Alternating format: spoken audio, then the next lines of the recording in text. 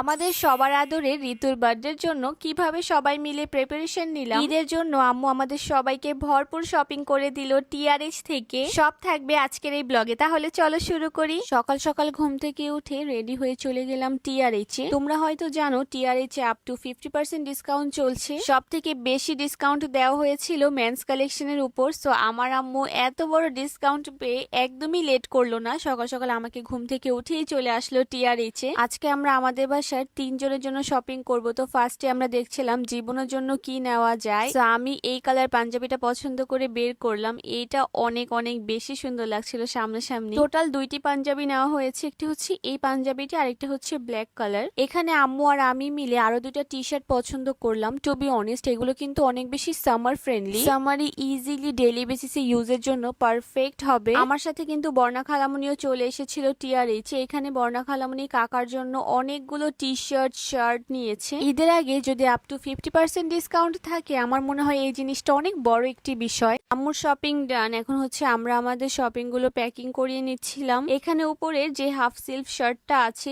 এইটার প্রাইস কিন্তু 1200 টাকা অফারে আমি পেয়ে গিয়েছিলাম। আমাদের টোটাল বিল 23 বা 24,000 টাকার মতো এসেছিল এন্ড সম্পূর্ণ এটা গিফট ছিল আম্মুর তরফ থেকে। আলহামদুলিল্লাহ শপিং শেষ করে বাসায় চলে যাচ্ছিলাম। তো এটি হচ্ছে পরের দিনের ভিডিও। ঋতুর বার্থডেতে যাওয়ার জন্য আমরা সুন্দর মতো রেডি হয়েছি। এখানে আমি আর ইভা দেখছিলাম যে আজকে আমার মেকআপটা একটু ইয়েলো ইয়েলো হয়ে গিয়েছিল। আসলে আমার স্কিন আগের থেকে একটু ব্রাইট হয়েছে, বাট আমার ফাউন্ডেশনটা চেঞ্জ করা হয়নি, আগের ফাউন্ডেশনটা ইউজ করেছি। সো মেকআপটা একটু ইয়েলো লাগছে। খুবই খুবই সুন্দর একটা অমরে লিপস্টিক শেড ক্রিয়েট করেছি আজকে আমি 3টা লিপস্টিক দিয়ে। আমাকে দেখে ইভা বলছিল যে আপু আমাকে এটা করে দাও, তো ওকে একটু হেল্প করছিলাম। এন্ড আজকে আমি এই সুন্দর ড্রেসটি পরবো। তোমরা জাস্ট ভাবতে পারবা না যে এই ড্রেসটা কতটা বেশি প্রিটি, কতটা বেশি ড্রিমি একটা ড্রেস। এই সুন্দর ড্রেসটি আমি নিয়েছি ফেসবুক পেজ জারিন গ্ল্যাম গার্ব থেকে। আমি জানি না পুরো কাস্টমাইজ করে থাকে কিনা, বাট এত সুন্দর ড্রেস আমি এর আগে অন্য কোনো পেজে দেখিনি। জাস্ট স্লিভসটা দেখো গাইস, মাশাআল্লাহ একদম প্রিন্সেস একটা স্লিভস করেছে।